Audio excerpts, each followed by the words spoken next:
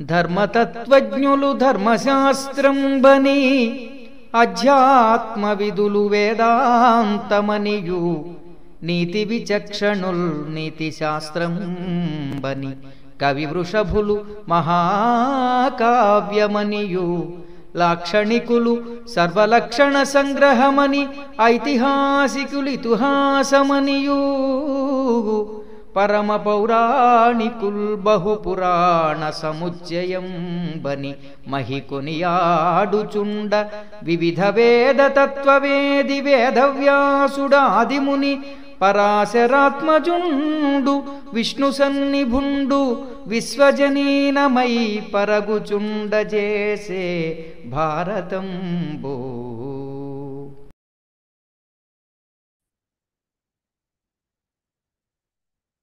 శ్రీ గురుభ్యో నమః. వ్యాస విరచిత శ్రీమన్ మహాభారతంలో సభాపర్వంలో నేడు మనం 5వ అధ్యాయంలో నారదుని యొక్క కుశల ప్రశ్నలు, ధర్మరాజుకి నారదుడు వేసినటువంటి అనేకమైనటువంటి కుశల ప్రశ్నల్లో అత్యద్భుతమైనటువంటి రాజనీతిని బోధించడం అనేటువంటిది ఎలా ఉంది అనేది మనం నేటి పాఠంలో తెలుసుకుందాం. ముందుగా దైవస్మరణ చేసుకుని ప్రవచన ప్రారంభం చేసుకున్నాం. ఓం శుక్లాంబరధరం విష్ణుం శశివర్ణం చతుర్భుజం ప్రసన్నవదనం ధ్యాయే సర్వవిఘ్నోపశాంతయే. వ్యాసం వసిష్ఠనప్తారం శక్తేః పౌత్రమకల్మషం పరాశరాత్మజం వందే సుఖతాతం తపోనిధిం. వ్యాసాయ విష్ణురూపాయ వ్యాసరూపాయ విష్ణవే నమో వై బ్రహ్మనిధయే వాసిష్ఠాయ నమో నమః. నారాయణం నమస్కృత్య నరం చైవ నరోత్తమం దేవీం సరస్వతీం వ్యాసం తతో జయముదీరయేత్.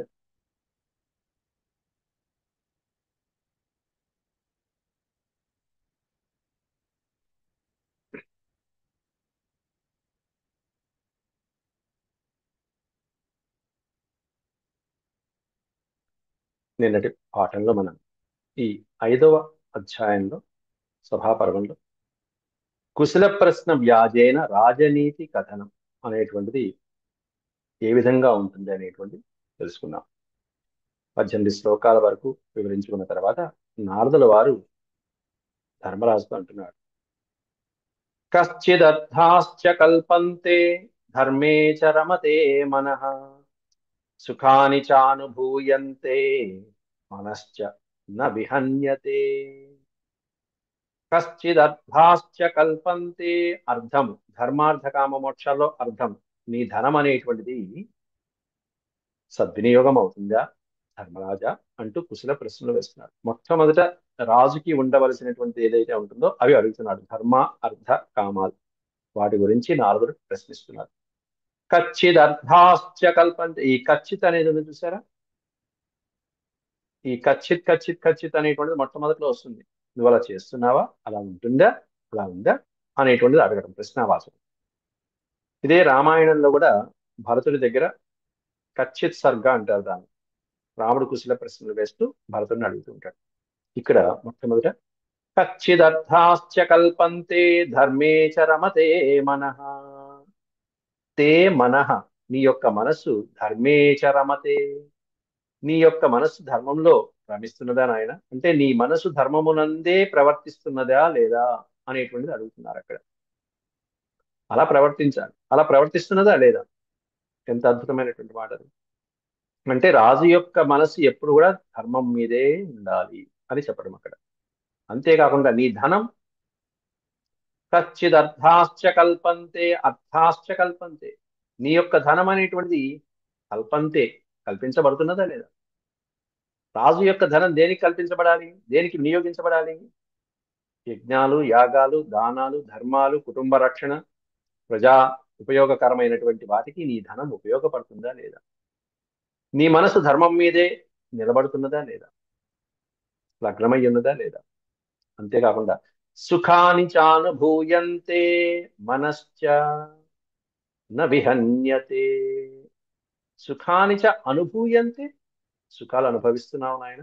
అంటే నువ్వు కోరుకున్నట్టుగా నీ ఇచ్ఛానుసారంగా నీ మనసుకి తగ్గట్టుగా రాజు ఏ విధమైనటువంటి ఎంత కష్టం ఉండాలో అంత కష్టం ఉండాలి, ఎంత సుఖం ఉండాలో అంత సుఖం ఉండాలి.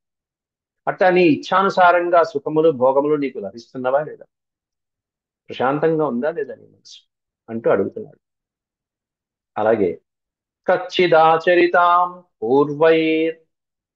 పూర్వైర్నరదేవ పితామహై వర్తసే వృత్తిమక్షుద్రాం ధర్మార్థ సహితాం త్రిషు కచ్చిత్ ఆచరితాం పూర్వైః నర దేవ పితామహి నరులు దేవతలు పితామహులు వర్తసే వృత్తిమక్షుద్రాం ధర్మార్థ సహితాం త్రిషు వర్తసే వృత్తిం అక్షుద్రాం నువ్వు చేస్తున్నటువంటి ఏ పూజలు పునస్కారాలు అయితే ఉన్నాయో దేవతలకి పితామహులకి నరులని బ్రాహ్మణులు మొదలైనటువంటి వాళ్ళు పురోహితులు మొదలైనటువంటి వాళ్ళు గురువులు మొదలైనటువంటి వాళ్ళని పూజించాలి, దేవతలు మొదలైనటువంటి వాళ్ళని పూజించాలి, పితామహులైనటువంటి పితృదేవతల్ని మొదలైన వాళ్ళని పూజించాలి. అట్లాంటి వాళ్ళకి నువ్వు ఆచరిస్తున్నటువంటివి ఏవైతే ఉన్నాయో అవన్నీ కూడా వర్తసే ఎటువంటి ఆటంకాలు లేకుండా అక్షుద్రాం అన్నాడు. ఎటువంటి ఆటంకాలు లేకుండా చక్కగా సాగుతున్నాయని ఆయన. నిజంగా ఒక్కసారి పూజ కూర్చున్నామన్నా మనసు నిలకడ ఉండదు. కూర్చోనే సంకల్పం ఉన్నా కూడా కూర్చునే పరిస్థితులు ఉండవు ఒక్కోసారి. అందులో మహారాజు అయినటువంటి వాళ్ళకి విశేషంగా ఎన్నో బాధ్యతలు ఉంటాయి. అయినా సరే ఈ మూడింటిని నిర్వర్తించాలి అని చెప్పడం నారదుడి యొక్క ఉద్దేశం. ఎన్ని బాధ్యతలు ఉన్నా అవన్నీ పక్కన పెట్టైనా సరే మనం ఈ మూడింటిని పూజించాలి. పూజించవలసిన గురువులు మొదలైనటువంటి వాళ్ళని పూజించాలి, దేవతల్ని పూజించాలి, పితామహులైనటువంటి వాళ్ళ పెద్దవాళ్ళని పూజించాలి. అటువంటి వాళ్ళ యొక్క పూజలో వాళ్ళకి అర్చించవలసినటువంటి వాటిల్లో వృత్తిమక్షుద్రాం ధర్మార్థ సహితాం త్రిషు ఈ మూడిటిలో ధర్మార్థ సహితంగా నీకు ఎటువంటి ఆటంకాలు కలగటం లేదు కదా అని నారదుడి యొక్క అంతరార్థం. అలాగే కచ్చిదర్థేన వా ధర్మం ధర్మేణ అర్థమధాపి వా ఉభౌ వా ప్రీతిసారేణ న కామేన ప్రభాధసే. అర్థేన ధర్మం అంటే రాజులకి ధన సంపాదన ఎక్కువ అవసరం కాబట్టి నీ అర్థము వలన ధర్మం గాని ధర్మము వలన అర్థం గాని ఎటువంటి ఇబ్బందులు కలిగించడం లేదు కదా. ధర్మ అర్థ కామ మోక్ష చతుర్విధమైనటువంటి పురుషార్థాలలో ఒక్కదాన్నే పట్టు కూర్చోకూడదు ఎప్పుడు. పోనీ ఎక్కువ ధర్మమే ఆచరిస్తున్నామంటే రెండో దానికి ఇబ్బంది కలుగుతూ ఉంటుంది అర్థానికి. లేదు ధన సంపాదనే మూలంగా కూర్చున్నామంటే ధర్మానికి ఆటంకం కలగచ్చు. అలా జరగటం లేదు కదా అని అడుగుతున్నాడు ఎంతో లౌక్యంగా. కచ్చిదర్థేన వా ధర్మం అర్థేన వా ధర్మం అర్థేన అంటే నీ యొక్క ధనరాశుల వలన ధనం వలన ధర్మానికి ఎటువంటి హాని కలగటం లేదు కదా అని అలాగే ధర్మేణార్థం ధర్మము చేత అర్థము ఎటువంటి ఇబ్బంది కలగటం లేదు. దీన్ని త్రివర్గము అంటారు. ఈ త్రివర్గము ఎట్లా సేవించాలో అలా సేవించాలి. అలా సేవిస్తున్నావా లేదా అది దాని అర్థం. ఉభౌ వా ప్రీతిసారేణ ఒక్కోసారి ఈ ధర్మార్థాల యందు ఎక్కువగా ప్రీతి ఉంచి నీ ప్రీతిసారేణ కామేన ప్రభావసే నీ కోరికలు తీర్చుకోవడంలో సౌఖ్యము సుఖము అనుభవించడంలో లోటుపాట్లు ఏం జరగటం లేదు కదా. ఎందుకంటే ధర్మార్థాలనే సేవిస్తూ మూడో దాన్ని పక్కన పెట్టేయలేదు కదా నువ్వు కంపెనీ. మూడు సేవించాలయ్యా అని చెప్పడం దాని అర్థం. అది కూడా ఎలా సేవించాలో చెప్తున్నాడు. ధర్మ అర్థ కామాన్ని కాలానుగుణంగా ఎలా విభజించి సేవించాలి అనేది కూడా చెప్తున్నాడు ఇక్కడ. నాలుగు ఎలా కుదురుతాయి ఒక రోజులో. కచ్చిదర్థం చ ధర్మం చ కామం చ జయతాంబర జయతాంబర జయశీలుడైనటువంటి వారిలో శ్రేష్ఠుడైనటువంటి ఓ మహానుభావ. కచ్చిదర్థం నీ యొక్క అర్థం అనేది ధర్మం అనేది కామం అనేది ఈ మూడు ఈ త్రివర్గం అనేటువంటిది కాలే విభజ్య తగిన సకాలాలలో వాటిని విభజించి తగిన విధంగా విభజించుకొని దాన్ని సదా వరద సేవసే సదా సేవిస్తున్నావా లేదా. ధర్మాన్ని ఎప్పుడు ఆచరించాలో అలా ఆచరించాలి. అలాగే అర్థాన్ని ఎప్పుడు సంపాదించాలో అప్పుడు సంపాదించాలి. అలాగే కోరికలు తీర్చుకునేటప్పుడు ఏ సమయంలో తీర్చుకోవాలో ఆ సమయంలో అలా కాలజ్ఞ, గ్రహ అంటే తెలిసినవాడు, కాలజ్ఞానం తెలిసినటువంటి వాడిలాగా, అంటే ఎప్పుడు ఏ పని ఎలా ఏ సందర్భంలో చేయాలో తెలిసినటువంటి వాడిలాగా నువ్వు అలా సేవిస్తున్నావా లేదా అంటూ ధర్మరాజుని అడుగుతున్నాడు.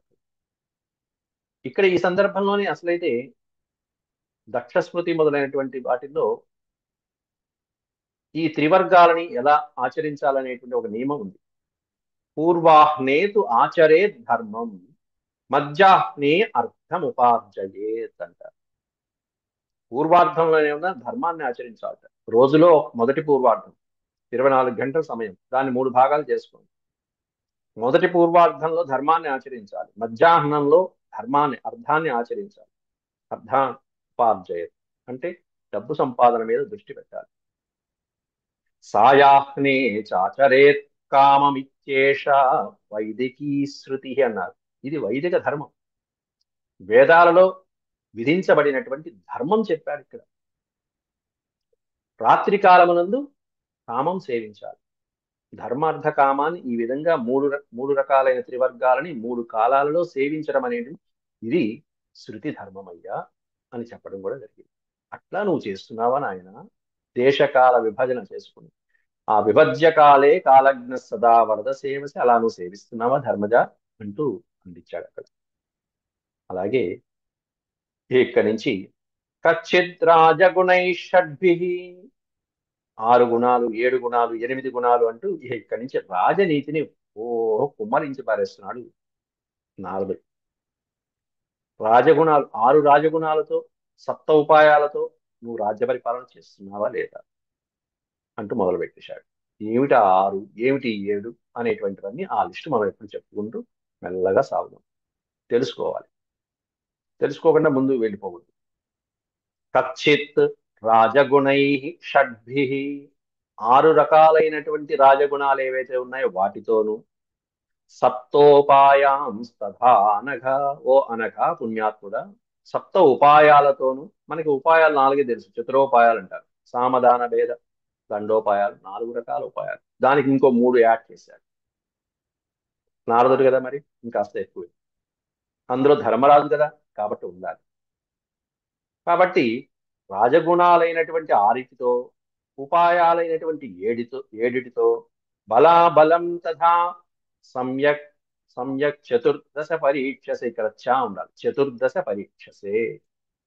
అలాగే బలాబలం మొదలైనటువంటివి, ఎవరైతే బలం నీకు అధికమైనటువంటిదో, మంత్రులు కానీ సామంతులు కానీ లేకపోతే ఈ సైనికాధ్యక్షులు కానీ, అట్లాంటి వాళ్ళు 14 మంది ఉండవలసినటువంటి వాళ్ళు నీ దగ్గర సరిగ్గా ఉన్నారా, వాళ్ళని నువ్వు పరీక్షించుకుంటున్నావా లేదా, పరీక్షసే, నువ్వు వాళ్ళని జాగ్రత్తగా చూసుకుంటున్నావా లేదా, వాళ్ళపైన ఒక కన్ను వేసి నువ్వు పరీక్షించుకుంటున్నావా లేదా. ఈ 6 రకాలైనటువంటి రాజగుణాలు ఏమిటి అసలు? 6 రాజులకి 6 రకాలైన గుణం ఉండాలి. ఏమిటా గుణాలంటే, మొట్టమొదటి చక్కగా వ్యాఖ్యానం చేసేటువంటి నైపుణ్యం ఉండాలి. అంటే వివరించి చక్కగా చెప్పగలిగినటువంటి నైపుణ్యం మొట్టమొదటి, అటువంటి శక్తి, వ్యాఖ్యాన శక్తి అంటారు. రెండోది ప్రతిభ ఉండాలి. పక్క వాళ్ళని చూసి కాపీ కొట్టడమో, మంత్రులు చెప్పింది చేయడం కాదు. కాపీ వేస్టులు పనికిరావు అక్కడ. సొంతగా సహజంగా పుట్టినటువంటి ప్రతిభ మహారాజులో ఉండాలి. అది నీకుందా లేదా? అది 6 గుణాలలో రెండోది. మూడోది తర్క కుశలత్వం అంటారు. అంటే ఊహ, సరిగ్గా ఊహించడం అనేది. ఆ నేర్పరితనంతో నిన్న మనం చెప్పుకున్నాం ఏ రకాలైనటువంటి ఊహలతో మనం తర్కించుకోవాలని. ఊహాపోహ విజ్ఞానం, నారదుడి యొక్క గుణాగుణాలు చెప్పినప్పుడు మనం చెప్పుకున్నాం. అట్లాంటి ఊహని కుశలత్వంతో, నేర్పరితనంతో ఊహించడం అనేటువంటిది అనుమాన ప్రమాణాలు మొదలైనటువంటి ఇది మూడోదైతే, అంతకుముందు జరిగినటువంటి వాటిని క్షుణ్ణంగా గుర్తు పెట్టుకోవడం అనేది 4వది.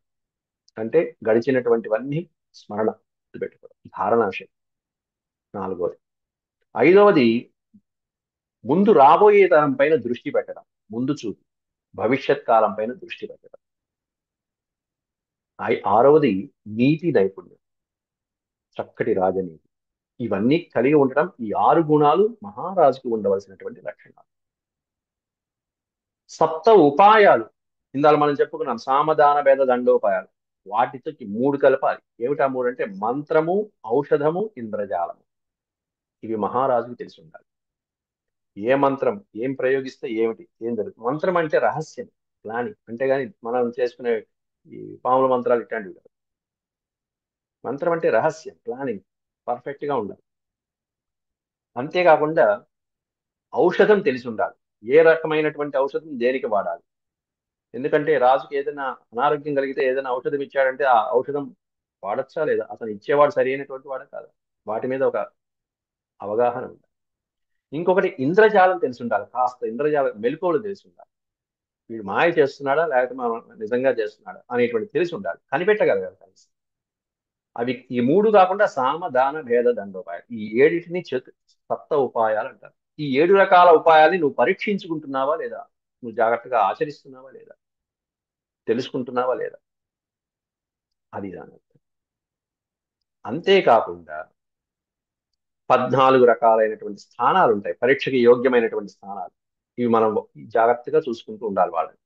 ఆ 14 రకాలైన వ్యక్తులు, ఆ వ్యక్తుల్ని గురించి నీతి శాస్త్రంలో కూడా చెప్పారు. ఎటువంటి వ్యక్తులు అంటే మనం ఇప్పుడు మన దగ్గర ఉన్నటువంటి అధికారులు, ఒక మహారాజు మినిస్టర్ ఉన్నారంటే, ముఖ్యమంత్రి ఉన్నారంటే ముఖ్యమంత్రి కింద ఉండేటువంటి మంత్రులు ఎవరైతే ఉంటారో వాళ్ళు జాగ్రత్తగా చూసుకుంటున్నామా లేదా.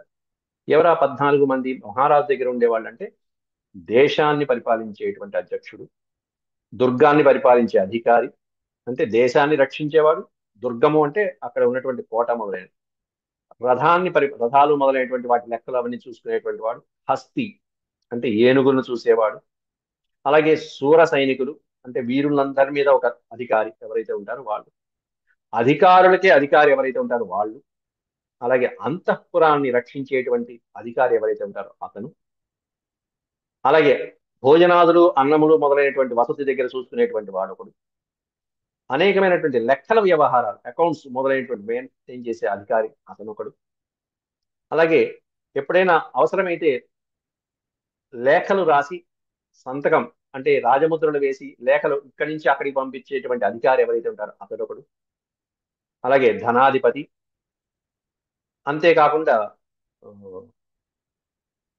బంగారము మొదలైనటువంటి వారికి సంబంధించిన అధిపతి. ఇట్లా ఈ పైన చెప్పినటువంటి 14 అధికారులు, 14 మంది అధికారులు ఎవరైతే ఉన్నారో వాళ్ళ మీద నువ్వు నిఘా పెడుతున్నావా లేదా, వాళ్ళని నువ్వు జాగ్రత్తగా పరీక్షించుకుంటున్నావా లేదా అని అడిగాడు అక్కడ నారదుడు. శ్లోకం చూడటానికి ఇంతే శ్లోకం ఉంది, కానీ ఆ ఒక్క శ్లోకంలోనే ఇంతమంది నువ్వు చూసుకుంటున్నావా లేదా అని అడిగాడు అక్కడ. కశ్చిత్ రాజగుణైషడ్భి సప్త సప్త సప్తోపాయాన్ తథానగా బలాబలం తథా సమ్యక్ చతుర్దశ పరీక్షసే. ఈ 14 మందిని నువ్వు సమ్యక్ బాగా పరిశీలిస్తున్నావా లేదా అని. ఆ తర్వాత కచ్చిదాక్సాన ఆత్సానమర్ణ్యాక్ష్య పరాంశ్చ జయతాంబర తథా సంధాయ కర్మాణి అష్టౌ భారత సేవసే. మళ్ళీ ఇక్కడ కూడా అష్టం అని పెట్టాడు. ఈ 8 మందిని నువ్వు జాగ్రత్తగా చూసుకుంటున్నావా లేదా. మొట్టమొదటి 6 అన్నాడు, తర్వాత 7 అన్నాడు, తర్వాత 14 అన్నాడు. ఈ 14 మందిని చూసుకుంటున్నావా లేదా అన్నాడు. ఆ తర్వాత మళ్ళీ ఇక్కడికి వచ్చేటప్పటికి అష్టౌ భారత సేవతే, 8 మంది, ఈ 8 మంది నువ్వు జాగ్రత్తగా చూసుకుంటున్నావా లేదా, అది దాని అర్థం. ఎవరయ్యా అంటే అక్కడ తథా సంధాయ కర్మాని, అనేకమైనటువంటి కర్మలలో అనుసంధానం చేసేటువంటి వాళ్ళు ఉంటారు 8 మంది. ఆ 8 మందిని నువ్వు జాగ్రత్తగా చూస్తున్నావా లేదా అనేటువంటిది అక్కడ ఇస్తున్నారు. ఎవరయ్యా అంటే వాళ్ళు రాజు దగ్గర ధనాగారం అంటే కోశము, ఆ ధన వృద్ధి కోసం చేయవలసినటువంటి 8 కార్యక్రమాలు ప్రధానమైనవి ఉంటాయి. అంటే డబ్బు వృద్ధి చేస్తూ వెళ్ళిపోవాలి రాజు ఎప్పుడు కూడా. డబ్బు సంపాదన ముఖ్యంగా ఉండాలి రాజు. ఆ ధన వృద్ధి కోసం ఏదైతే పనులు చేస్తూ ఉంటాడో, ఏ కార్యక్రమాలు అయితే చేపడతాడో అట్లాంటివి 8 రకాల కార్యక్రమాలు ఉంటాయి. ఆ 8 నువ్వు జాగ్రత్తగా చేస్తున్నావా నాయన. మంత్రికి కానీ, అది ప్రైమ్ మినిస్టర్ అవ్వచ్చు, చీఫ్ మినిస్టర్ అవ్వచ్చు, రాజు అవ్వచ్చు, ఇంట్లో యజమానైనా అవ్వచ్చు, గృహస్థుడైనా అవ్వచ్చు. డబ్బు పెరగాలి అంటే ఏ రకమైనటువంటి సోర్సెస్ ఉండాలి అనేది ఈ శ్లోకంలో మనం తెలుసుకోవచ్చు. మొట్టమొదట రాజు అనేటువంటి వాడు వ్యవసాయానికి ప్రాముఖ్యతనివ్వాలి. మొట్టమొదట కృషి కర్మ విస్తారం అనేటువంటిది ఉండాలి. సంధాయ కర్మ, ఇవి డబ్బుని వృద్ధిపరిచేటువంటి కర్మలు. ఈ 8 రకాల కర్మలు నువ్వు జాగ్రత్తగా చేస్తున్నావు. దాంట్లో కృషి వ్యవసాయం, రెండోది వ్యాపారం, మూడోది దుర్గాలని నిర్మించడం, దుర్గాలు అంటే కోటని రక్షించడానికి, అలాగే అంతఃపురంలో వాళ్ళు రక్షించబడటానికి అనేకమైన రకరకాల దుర్గాలు ఉంటాయి. గిరి దుర్గము, వన దుర్గము, జల దుర్గము, భూదుర్గము, ఇట్లాంటివన్నీ వీటిని నిర్మించుకోవడం రక్షణ. అలాగే వంతెనలు మొదలైనటువంటి వారధులు మొదలైనటువంటి నిర్మాణ పనులు ఎప్పుడు చేపడుతూ ఉండాలి. వంతెనలు దానివల్ల చాలా వరకు దూరం తగ్గిపోతూ ఉంటుంది, వ్యాపారస్తులకు ఉపయోగపడుతూ ఉంటుంది. రాయబారు అటు నుంచి ఇటు అటు ప్రజల సౌకర్యంగా ఉండాలి. సో వంతెన నిర్మాణం అవుతుంది. అలాగే రక్షణాలు అంటే రక్షణ వ్యవస్థ అనేది జాగ్రత్తగా చూసుకోవాలి, పటిష్టంగా ఉండాలి. అలాగే గజబలం మొదలైనవి చూసుకోవాలి. అంతేకాకుండా ఖనిజాలు వచ్చేటువంటి బంగారము, వెండి మొదలైన ఖనిజ సంపద ఏదైతే ఉంటుందో వాటి మీద అధికారం ఉండాలి. అంటే రత్నాలు, బంగారము మొదలైనటువంటి ఏవైతే ఖనిజ సంపద ఉంటుందో వాటి మీద ప్రభుత్వానికి అధికారం ఉండాలి. అలా వాటి మీద పట్టు ఉందా లేదా. అలాగే పన్నులు తీసుకోవడం మీద కూడా ఎవరితో ఎంత పన్ను తీసుకోవాలి, ఎక్కడ తీసుకోవాలి అనేటువంటి వాటి మీద కూడా సరి అయినటువంటి అభిప్రాయం ఉండాలి. ఎంత తీసుకోవాలో అంతే తీసుకోవాలి. అలాగే ప్రజలు ఎక్కడ ఏ విధమైనటువంటి ప్రాంతాల్లో నివసించాలో ఆ ప్రాంతాల్లో నివసింపచేసేట్టు చేయాలి. వాళ్ళు అక్కడే నివసించాలి, అక్కడే ఉండాలి అన్నట్టుగా చక్కగా చూసుకుంటూ ఉండాలి. గ్రామాలు విడిచిపెట్టి పట్టణాలు పట్టకూడదు, పట్టణాలు విడిచిపెట్టి నగరాల వైపు వెళ్ళిపోకూడదు. పరిగెత్తకుండా వాళ్ళకి కావాల్సిన వసతులు చూసుకుంటూ ఉండాలి. అలా పన్నులు తీసుకోవాలి. ఇలా 8 రకాలైనటువంటి పనులు నీతిమంతులైన వాళ్ళు, బుద్ధిమంతులైనటువంటి రాజులు వీటిని అనుసంధానం చేసుకుంటూ రావాలి. అట్లాంటివన్నీ నువ్వు చేసుకుంటున్నావా లేదా అంటూ నారదుడు ఒక్క శ్లోకంలో అంత అర్థం పెట్టేశాడు. అంటే ఈ 8 కర్మలు నువ్వు చూసుకుంటున్నావు అనగానే ధర్మరాజుకు ఆ 8 పనులు గుర్తు రావాలి. అవన్నీ బాగానే ఉన్నాయా లేదా, ఈ సమాధానాలు చెప్పాలి తర్వాత అన్ని ధర్మరాజు. అలాగే కచ్చిత్ ప్రకృతయ సప్త నలుప్తా భరతర్షభ ఆఢ్యాస్తథా వ్యసనినః స్వనురక్తాశ్చ సర్వశః. ఆఢ్య అనే కొత్త పదం వచ్చింది. ఆఢ్య అంటే ధనవంతులైనటువంటి. అలాగే ప్రకృతులు, నీ పక్కన ఉండేటువంటి కొంతమంది ఉంటారు, మంత్రులు లాంటి వాళ్ళ ప్రకృతులు. అట్లాంటి ఆ ప్రకృతులు ఎంతమంది అంటే సప్త నలుప్తాహ. నీ దగ్గర ఉన్నటువంటి ఆ సప్త ప్రకృతులు నలుప్తాహ, నీ చేయి దాటి వెళ్ళిపోవట్లేదు కదా, నీ హద్దులు దాటి వెళ్ళిపోవట్లేదు కదా, నువ్వేమి వాటి వల్ల నష్టపోవట్లేదు కదా అని చెప్పి నారదుడు అడుగుతున్నాడు. లుప్తాన్న ఆఢ్యాస్తథా వ్యసనిన, ధనవంతులైనటువంటి వాళ్ళు, వ్యాపారస్తులైనటువంటి వాళ్ళు వ్యసనాలకి బానిసలైపోవట్లేదు కదా. స్వనురక్తాశ్చ సర్వశ, నీ అందే అనురక్తులై ఉంటున్నారు కదా అని చెప్పి అడుగుతున్నారు. అక్కడ ఎప్పుడు నీ యందు అనురక్తులతో ఉండాలి. ప్రకృతిని, ప్రధానమైనటువంటి ప్రకృతులు, నీ మంత్రులు మొదలైనటువంటి వాళ్ళు 7 ప్రకృతులు అంటారు. ఆ 7 ప్రకృతులు నీతో జాగ్రత్తగా ఉంటున్నారా నాయన అని అడుగు. శత్రువుతో కలవకుండా ఉండాలి ఆ మంత్రులు లాంటి వాళ్ళు. అలాగే ధనవంతులు వ్యసనాలకి అలవాటు పడకుండా ఉండాలి. నీ యందు ప్రేమ కలిగి ఉండాలి. అట్లా ఉంటున్నారా లేదా అని అడగటం నారదుడి యొక్క అంతర్గతం. అలాగే కచ్చిన్న కృతకైర్భూతై ఏ చాప్యపరిశంకితా త్వత్తో వా తవ చామాత్యైర్భిద్యతే మంత్రితం తథా. తే మంత్రితం, నీ చేత మంత్రము అంటే రహస్యం. నీ చేత ఏదైనా ఒక రహస్యం నిర్ణయించబడిన తర్వాత, ఒక ప్రణాళిక రచన చేయబడిన తర్వాత అది బయట వారి చేత, నీ మంత్రుల చేత గాని, వారి యొక్క మంత్రుల చేత గాని, ఎవరి చేత గాని బయటికి వెళ్ళిపోవట్లేదు కదా, సరిహద్దులు దాటి శత్రువులకు చేరట్లేదు కదా అని చెప్పి అడుగుతున్నారు. అట్లాంటివి ఇవన్నీ కూడా చాలా చాలా ముఖ్యమైనటువంటి అంశాలు రాజులు. వాళ్ళందరూ పైకి ప్రేమగానే ఉంటారు నీ యందు, కానీ ఇట్లాంటి రహస్యాలైనటువంటివి శత్రువులకో, గూఢాచారులై నీ యందు మిత్రులుగా కనిపిస్తారు, పైకి కృత్రిమమైనటువంటి మిత్రులై. నీ మంత్రులు ఎవరైతే ఉంటారో వాళ్ళు చేసినటువంటి రహస్యాలోచనలు తెలుసుకుని బయటికి వెల్లడి చేయట్లేదు కదా అని చెప్పి అడుగుతున్నాడు నారదుడు అక్కడ. అలాగే నీ మిత్రులు, శత్రువులు, ఉదాసీనులు వాళ్ళందరూ కూడా ఎప్పుడు ఏం చేస్తున్నారు అవన్నీ నువ్వు పసిగట్టుకుంటున్నావా, నువ్వు జాగ్రత్తగా చూసుకుంటున్నావా అని అడుగుతున్నాడు. తర్వాత శ్లోకంలో మిత్ర ఉదాసీన శత్రువునా. ప్రతి మనిషికి ఈ ముగ్గురు ఉంటారండి. ప్రతి మనిషికి ఉంటారు. మిత్రులు ఉంటారు, ఒకళ్ళిద్దరు బాగా మాట్లాడేవారు, ఒకళ్ళిద్దరు ద్వేషించే వాళ్ళు ఉంటారు, శత్రువులు ఉంటారు. ఇంకొంతమంది ఉంటారు ఉదాసీనంగా ఉండేవాళ్ళు, న్యూట్రల్ గా ఉండేవాళ్ళు, బ్యాలెన్స్డ్ గా. దానికి ఓటేడు, దీనికి ఓటేడు, న్యూట్రల్. నేనే స్పందించట్లా అంటాడు అంతే. మిత్ర ఉదాసీన శత్రూనాం కచ్చిత్ వేత్సి చికీర్షితం కచ్చిత్ సంధిం యథా కాలం విగ్రహం చోపసేవసే. కాబట్టి ఇవన్నీ నీ మిత్రులు నీ శత్రువులు నీతో ఉదాసీనంగా ఉండేటువంటి వాళ్ళతో వాళ్ళ యొక్క అభిప్రాయాలని వేసి వాళ్ళు వాళ్ళ యొక్క మనస్తత్వాలు నువ్వు జాగ్రత్తగా తెలుసుకుంటున్నావా లేదా? కచ్చిత్ సంధిం యథాకాలం, కాలానుగుణంగా సంధి చేసుకుంటున్నావా లేదా? ఎవరితో సంధి చేసుకోవాలి? నీకంటే బలమైనటువంటి వాడు ఉంటే వెంటనే నువ్వు సంధి చేసుకోవాలి. విగ్రహం యథాకాలం విగ్రహం చోపసేవసే. అవసరమైన చోట విగ్రహం ప్రదర్శించాలంటే ఆ విగ్రహం కూడా ప్రదర్శించాలి. సంధి విగ్రహము యానము అట్లాంటి వాటి.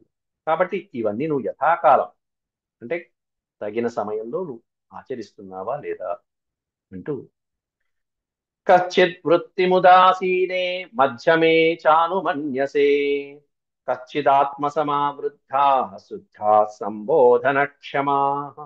కచ్చిత్ వృత్తిం ఉదాసీనే. ఉదాసీనమైనటువంటి ఉదాసీనత అంటే ఉపేక్షించడం, ఇంకా చెప్పాలంటే అయితే అయిందిలే చూద్దాంలే అనేటువంటి. ఉదాసీనులు మధ్యములు మొదలైనటువంటి వ్యక్తుల దగ్గర ఎలా వ్యవహరించాలో అవన్నీ వ్యవహరించే తీరు నీకు తెలుసు కదా, అలా వ్యవహరిస్తున్నావా లేదా అని అడిగి, నీలాగానే విశ్వసనీయమైనటువంటి వాళ్ళు నమ్మదగినటువంటి వాళ్ళు కొంతమంది ఉంటారయ్యా వృద్ధులు, వాళ్ళ హృదయాలు చాలా శుద్ధమైనటువంటి భీష్మ పితామహులు లాంటి వాళ్ళు ఉంటారు కొంతమంది. అట్లాంటి వాళ్ళు, వాళ్ళకి అన్ని విషయాలు బాగా తెలుసు. అట్లాంటి ఉత్తములతో మహానుభావులతో నీ యందు అనురాగం కలిగినటువంటి వాళ్ళతో, అట్లాంటి వాళ్ళతో వాళ్ళని నువ్వు సరిగ్గా ఉంటున్నావా? అవసరమైతే వాళ్ళని నువ్వు మంత్రులుగా పెట్టుకుంటున్నావా లేదా? వాళ్ళకి ఏదో పదవి ఇచ్చేసి వాళ్ళని నీ దగ్గర కూర్చోబెట్టుకోవాలి, వదిలిపెట్టకూడదు. నువ్వు గనక ఏ పదవి ఇవ్వకపోతే వాళ్ళు చూసి చూసి చూసి ఇంకో చోటకి వెళ్ళిపోతారు, ఇంకో రాజు దగ్గరికి ఆశ్రయిస్తారు. ఎందుకంటే రాజుకి విజయం చేకూరాలి అంటే ఇటువంటి వాళ్ళు ఉండాలి. పక్కన ఇటువంటి వాళ్ళు ఉంటే వాళ్ళు వాళ్ళ ఆలోచన వాళ్ళ సలహాలతో రాజులు విజయాలు సాధిస్తూ ఉంటారు. రహస్యాన్ని జాగ్రత్తగా చూసుకుంటారు. నీతి శాస్త్రం అంతా వాళ్ళకి క్షుణ్ణంగా తెలుస్తూ ఉంటుంది. కాబట్టి రాజు విజయ ప్రాప్తికి మూలకారకులు ఎవరంటే ఇట్లాంటి వృద్ధులైనటువంటి వాళ్ళు. వాళ్ళు ఏమి చేయలేకపోవచ్చు, కానీ వాళ్ళు ఇచ్చిన సలహా అమూల్యమైనది. అట్లాంటి వాళ్ళని నువ్వు జాగ్రత్తగా చూసుకుంటున్నావా లేదా? అంటే యోగ్యులైనటువంటి మంత్రులు మొదలైనటువంటి వాళ్ళు ఉన్నారా లేదా అనేటువంటి. ఎట్లాంటి వాళ్ళు ఉండాలట?